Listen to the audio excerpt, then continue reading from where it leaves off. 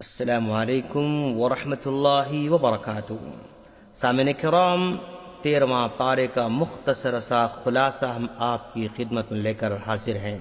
اس پارے میں 3 حصے ہیں۔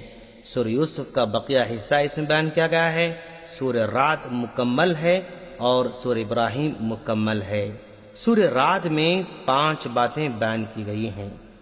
قرآن مجید کی حقانیت، یہ نقطہ قابل غور ہے کہ جن صورتوں کا آغاز حروف مقطعات سے ہوتا ہے ان کی ابتدا میں عام طور پر قرآن مجید کا ذکر ہوتا ہے، ان مخالفین کو چیلنج کرنے کے لیے جو قرآن کریم کو معاذ اللہ انسان کی کاوش قرار دیتے ہیں۔ دوسری بات توحید کی بیان کی گئی ہے۔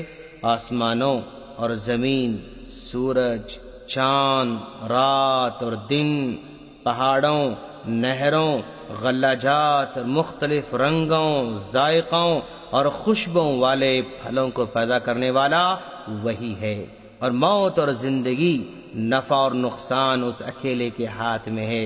اللہ نے انسانوں کی حفاظت کے لیے فرشتے مقرر کیے ہیں۔ تیسری بات قیامت کے بارے میں ہے۔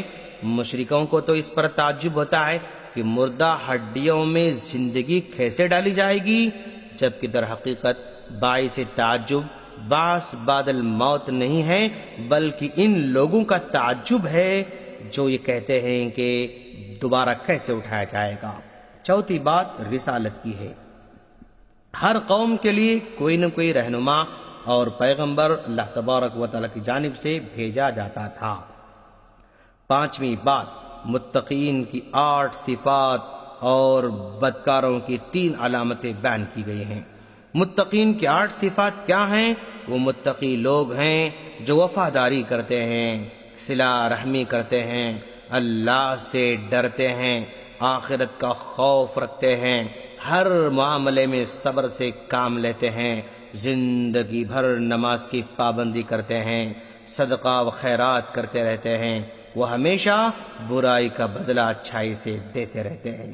اس کے برخلاف بدکاروں کے 3 نشانیاں بیان کی گئی ہیں۔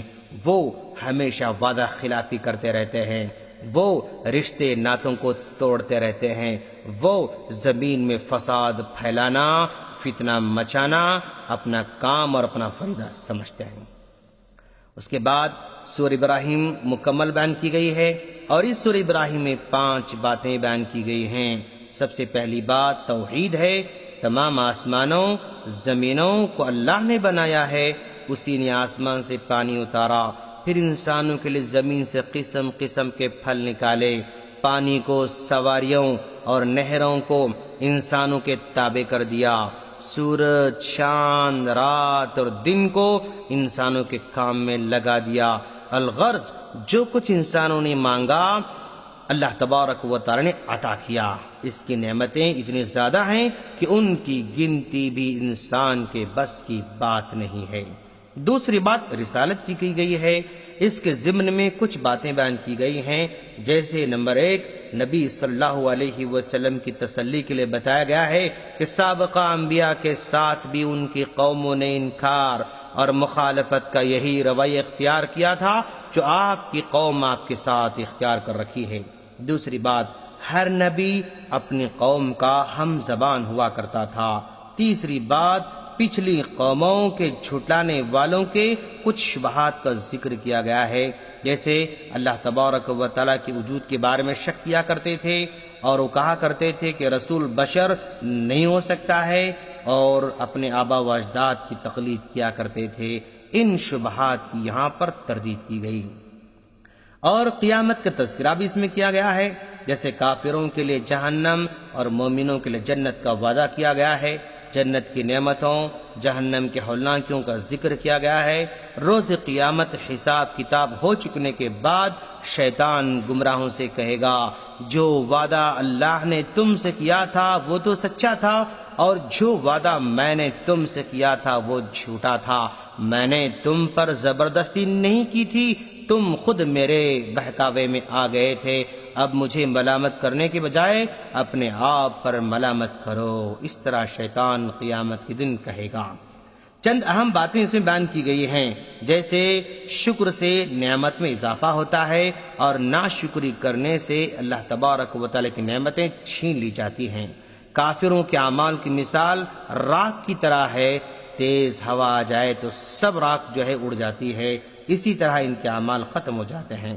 اور حق اور ایمان کا کلمہ پاکیزہ درخت کی مانند ہے، اس کی جڑ بڑی مضبوط ہوتی ہے، اس کا پھل بڑا میٹھا ہوتا ہے۔ باطل اور ضلالت کا کلمہ ناپاک درخت کی طرح ہے، اس کے لیے قرار بھی نہیں ہوتا، وہ ہوتا بھی بے ثمر ہے، اسے کوئی پھل نہیں لگتا ہے۔ اللہ تبارک و تعالی ظالموں کے کرتوتوں سے بے خبر نہیں ہے۔ اسی طرح حضرت ابراہیم علیہ السلام کی اپنے رب سے جو دعائیں کی تھیں، تقریباً 6 دعاؤں کا تذکرہ اس صورت میں کیا گیا ہے۔ جیسے حضرت ابراہیم علیہ السلام نے امن و سلامتی کی دعا کی تھی، بت پرستی سے حفاظت کی دعا کی تھی، نماز کی قائم کرنے کی دعا کی تھی، لوگوں کے دلوں میں مکہ والوں کی محبت پیدا کرنے کی دعا کی تھی، رزق کی کشادگی کی دعا کی تھی، گناہوں سے مغفرت کی درخواست کر رکھی تھی۔ اس طرح یہ 13واں پارہ ختم ہو جاتا ہے۔ ہم اللہ سے دعا کرتے ہیں کہ باری تعالیٰ تو ہم تمام کو دین پر چلنے کی توفیق عطا فرما، آمین۔ السلام علیکم ورحمۃ اللہ وبرکاتہ۔